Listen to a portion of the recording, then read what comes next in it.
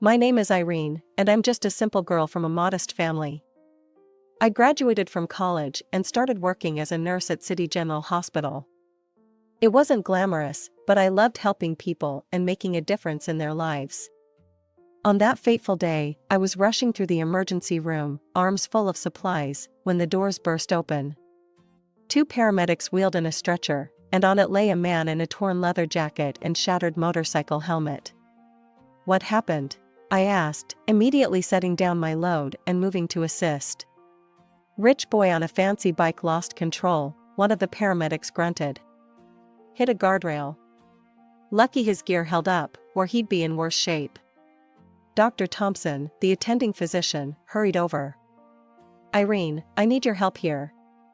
We worked quickly, removing the man's protective gear and assessing his injuries. Despite the severity of the crash, he seemed to have escaped with only a broken arm and some nasty bruises. As we cut away his shirt, I couldn't help but notice his toned physique and the expensive watch on his wrist. Where am I?" the man groaned, regaining consciousness. "You're at City General," I told him softly. "You've been in an accident, but you're going to be okay." His eyes fluttered open, revealing startling blue irises. He looked at me, dazed, then managed a weak smile. "An angel," he mumbled, before passing out again. I felt my cheeks flush and quickly busied myself with preparing his drip. "Looks like you've got an admirer, Irene," Dr. Thompson chuckled. "This is Jake Thornton, son of Richard Thornton. You know, the guy who owns half the city?" Over the next few days, I found myself assigned to Jake's room more often than not. He was healing well, but his cocky attitude was beginning to grate on my nerves. "Hey, Nurse Angel," he'd call out whenever I entered. "Come to make my day brighter?" I'd roll my eyes, trying to hide my blush. "I'm here to check your vitals, Mr. Thornton. Nothing more." Despite his arrogance, there was something about Jake that intrigued me. He was more than just a rich boy with a pretty face. When he thought I wasn't looking, I'd catch him reading complex financial reports or speaking fluent Mandarin on his phone. On the day of his discharge, I felt an unexpected pang of sadness. I told myself it was ridiculous, he was just another patient, and an annoying one at that. "Well, Nurse Angel," Jake said as he gathered his things, "I guess this is goodbye." "Take care, Mr. Thornton," I replied professionally. "Try to stay off motorcycles for a while." A week after Jake's discharge, I was going about my usual routine at the hospital. It was a quiet afternoon, and I was updating patient charts at the nurse's station when I heard a familiar voice. "Excuse me, I'm looking for Nurse Angel. Have you seen her?"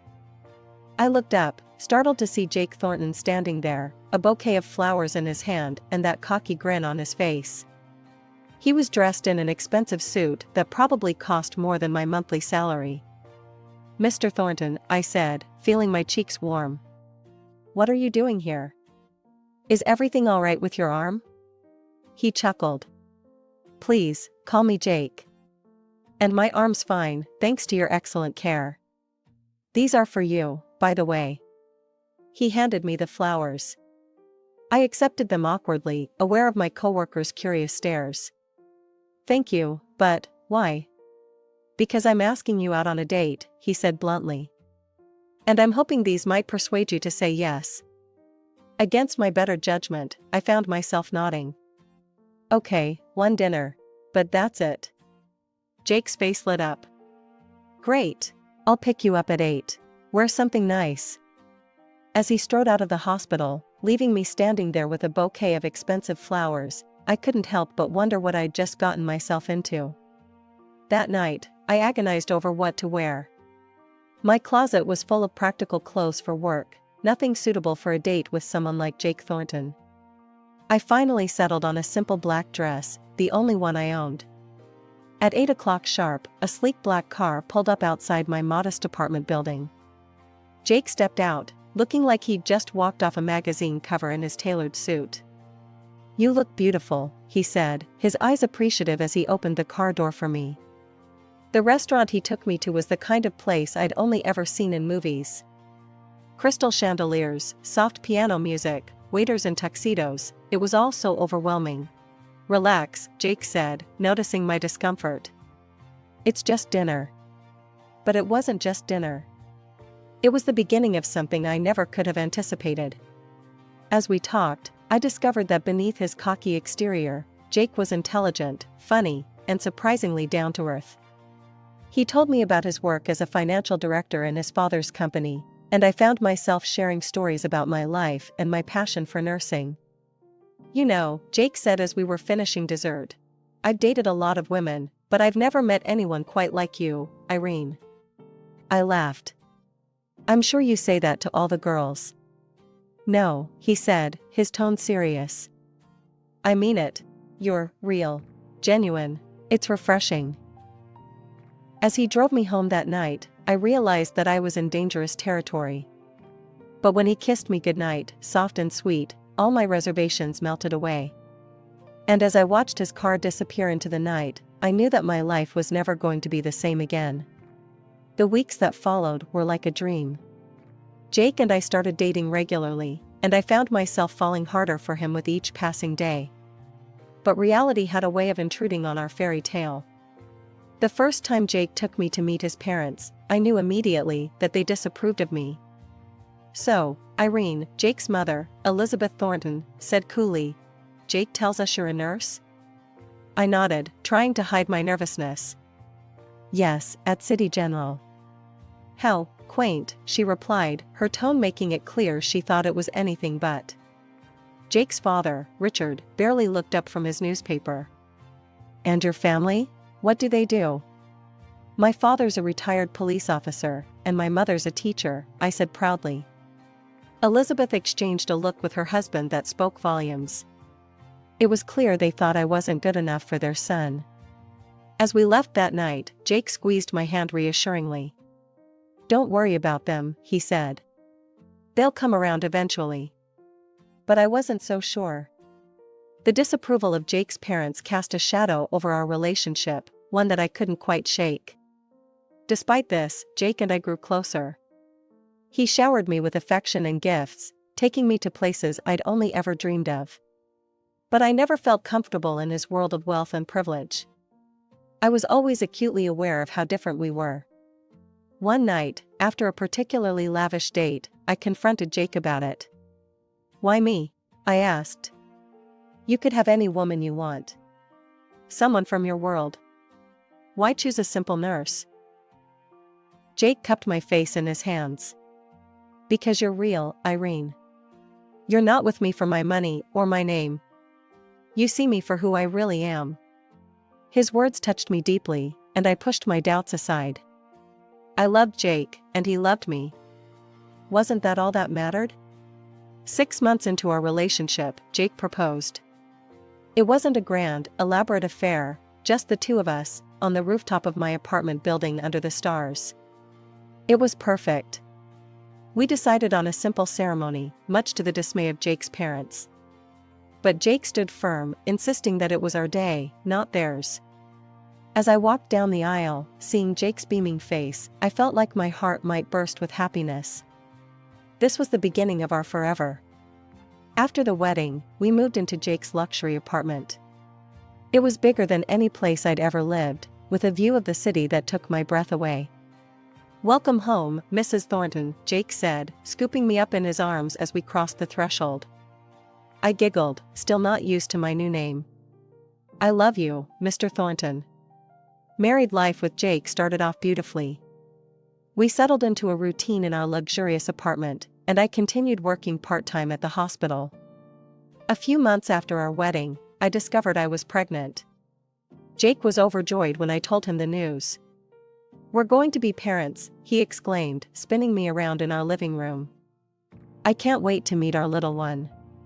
The pregnancy was relatively easy, and 9 months later, I gave birth to a beautiful baby girl. We named her Lily.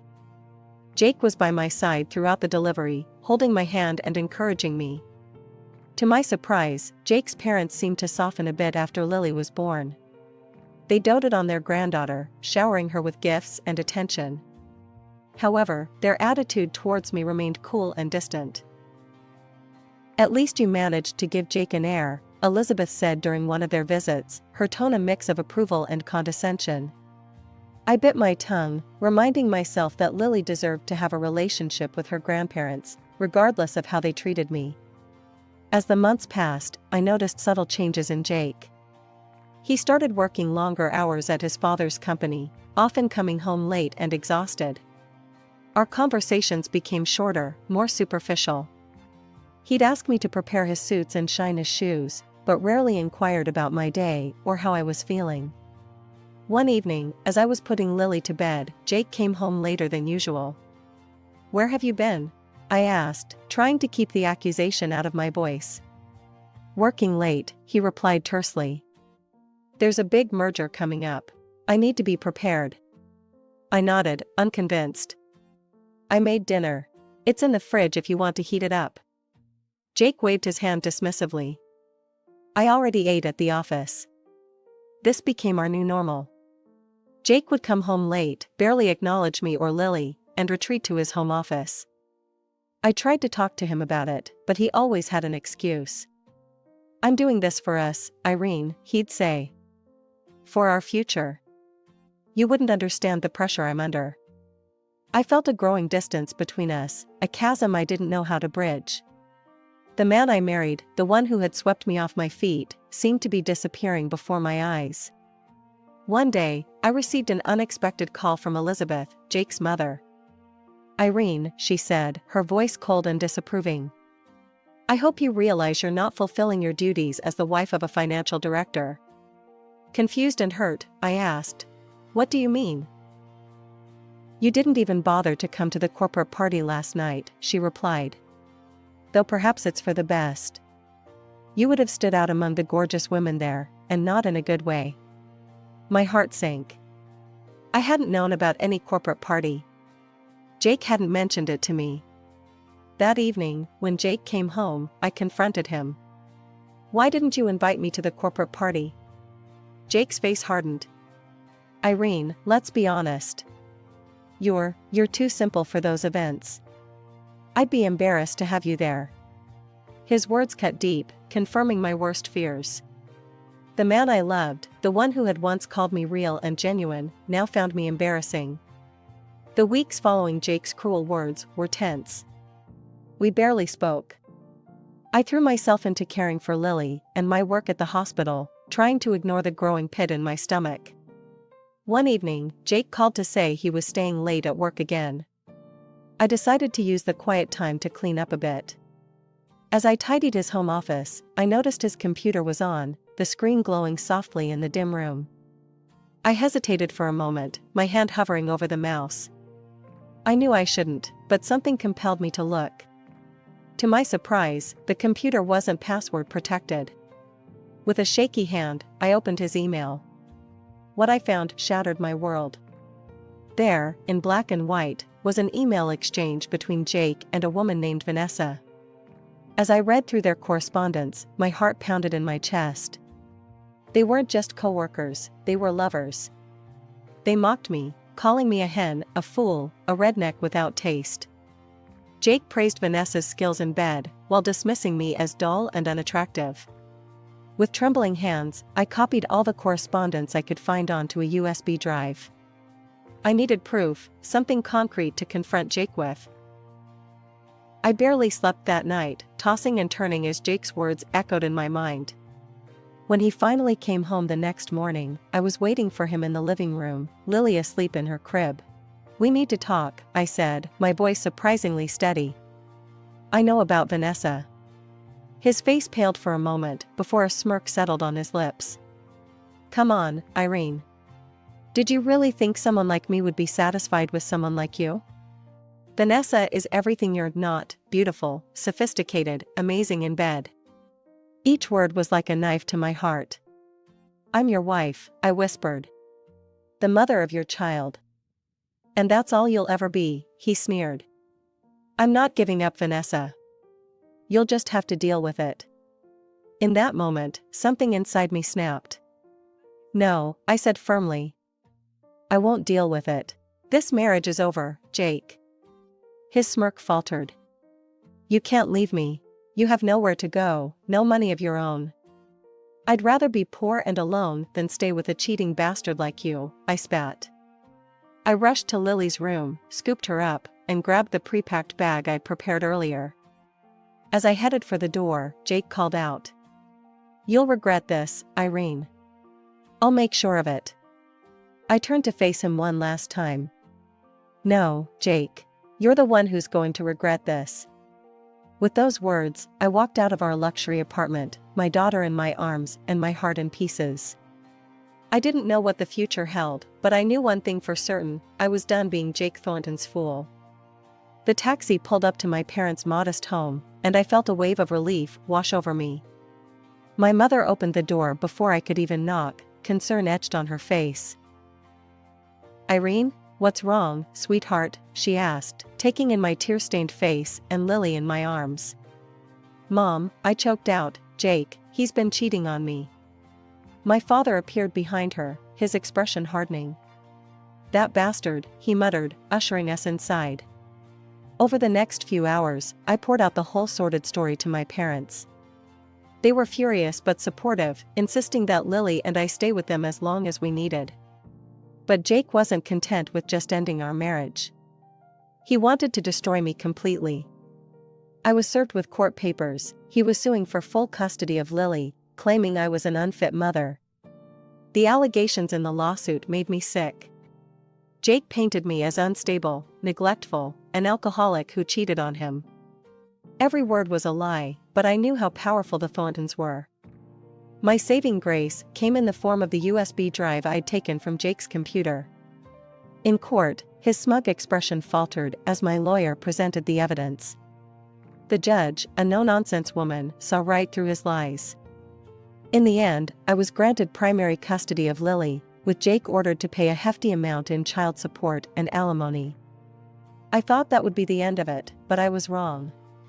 A few weeks later, as I was settling into life at my parents' house, a sleek car pulled up outside. Jake stepped out, followed by a stunning woman I assumed was Vanessa. "I'm here to see my daughter," Jake demanded as I opened the door. Before I could respond, Vanessa pushed past me into the house. Her nose wrinkled as she looked around. "My God, Jake," she said loudly, "this place is like a homeless shelter. And these old people? They're practically worthless." I saw red. How dare she insult my parents, who had welcomed me with open arms when I had nowhere else to go? "Get out," I hissed, my voice shaking with rage. "Both of you, get out of my house right now." Jake's face twisted with anger. "You can't keep me from my child, Irene. I'll take her from you, just wait and see." As I slammed the door in their faces, I knew this wasn't over. Jake and Vanessa wouldn't stop until they'd taken everything from me. I needed to fight back. That night, I called my father's old police buddy, now a private investigator, named Frank. "I need dirt on Jake and his new girlfriend," I told him. "Anything you can find." Frank's investigation yielded more than I could have imagined. Vanessa, it turned out, had a colorful past as an escort, living off rich men's money. But that wasn't all. She was currently embezzling from Jake's company and selling insider information to their competitors. Even more shocking, Frank uncovered evidence that Jake himself was far from innocent. He'd been siphoning money from the company into offshore accounts for years. I had the power to bring Jake and Vanessa's world crashing down around them. But I wouldn't act rashly. No, I would bide my time, waiting for the perfect moment to unleash this information for maximum impact. It was a quiet Tuesday afternoon when my phone rang. I was surprised to see Elizabeth Thornton's name on the caller ID. With some trepidation, I answered. "Irene," Elizabeth's cold voice came through the speaker. "My birthday is next weekend. I expect Lily to be there. You may accompany her if you must." Before I could respond, she hung up. I stood there, phone in hand, a plan forming in my mind. This was the opportunity I'd been waiting for. As we approached the Thornton mansion, I took a deep breath, steeling myself for what was to come. Richard answered the door, his face a mask of polite indifference. "Ah, Irene. And little Lily, come in." The room was filled with the Thorntons' high society friends, all giving me curious looks. I felt like a specimen under a microscope. Suddenly, the room fell silent as Jake entered, Vanessa on his arm. His face registered surprise at seeing me, quickly masked by a smug smile. "Everyone," he announced, "I'd like you to meet Vanessa, my fiancée and future wife." The room erupted in congratulations. Elizabeth and Richard fawned over Vanessa, showering her with compliments. "Oh, Jake," Elizabeth gushed, "Vanessa is simply wonderful. Such impeccable breeding and education. A much better match for you than, well." She glanced dismissively in my direction. I felt my cheeks burn with humiliation and anger. But now was not the time to lose control. I waited until the excitement died down, then slowly stood up. "I have something to say," I announced, my voice steady, despite my racing heart.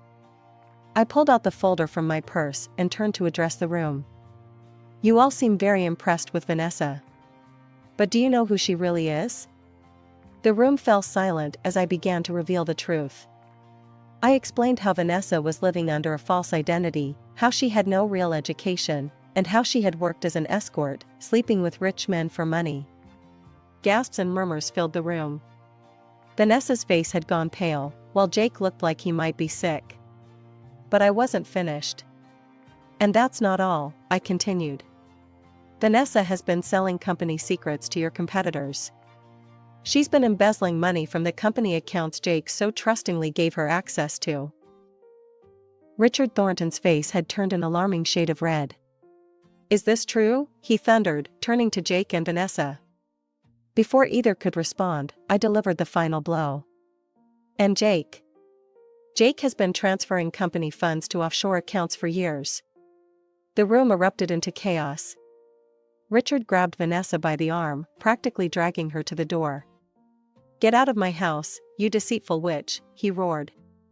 "I'll see you in court for this." He then rounded on Jake, his hand connecting with Jake's face in a resounding slap. "You're fired, you ungrateful scoundrel. How dare you steal from your own family?" In the midst of the pandemonium, I calmly picked up Lily and headed for the door. As I passed Jake, who was holding his reddened cheek, I paused. "I told you you'd regret this, Jake," I said softly. "Goodbye." In the weeks following the explosive revelation at Elizabeth's birthday party, my life took yet another unexpected turn. One afternoon, I received a call from Richard Thornton. "Irene," he said, his voice uncharacteristically hesitant, "Elizabeth and we'd like to speak with you. In person, if possible." Curious and slightly apprehensive, I agreed to meet them at a quiet cafe the next day. As I walked in, I saw them sitting at a corner table, looking older and more subdued than I'd ever seen them. "Irene," Elizabeth began as I sat down, "we owe you an apology. A big one."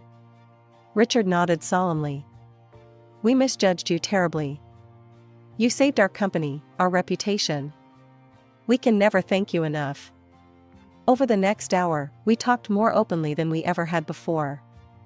They shared their regrets, their shock at Jake's betrayal, and their hope for a fresh start.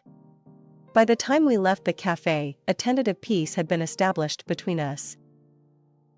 Life continued to evolve rapidly. Vanessa was arrested for fraud and embezzlement, facing not just a hefty fine but potential jail time. Jake, stripped of his position and his fancy apartment by his parents, left the state in disgrace. He would call occasionally to speak with Lily, but our interactions remained cold and distant. One day, Richard and Elizabeth invited me to their office. "We have something for you," Richard said, handing me an envelope.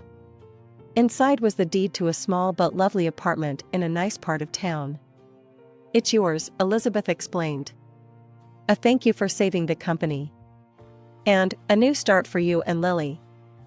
I was overwhelmed by their generosity. "I don't know what to say." "Say you'll accept it," Richard said warmly. "And there's more. We'd like to pay for your education. You mentioned once that you dreamed of becoming a doctor?" Tears welled up in my eyes. "A cardiologist, actually. But I never thought." "Now you can," Elizabeth smiled. Consider it an investment in our granddaughter's future. And so, at 30 years old, I found myself embarking on a new journey. Balancing single motherhood with medical school was challenging, but I was determined to succeed. Lily and I settled into our new apartment, building a life that was entirely our own.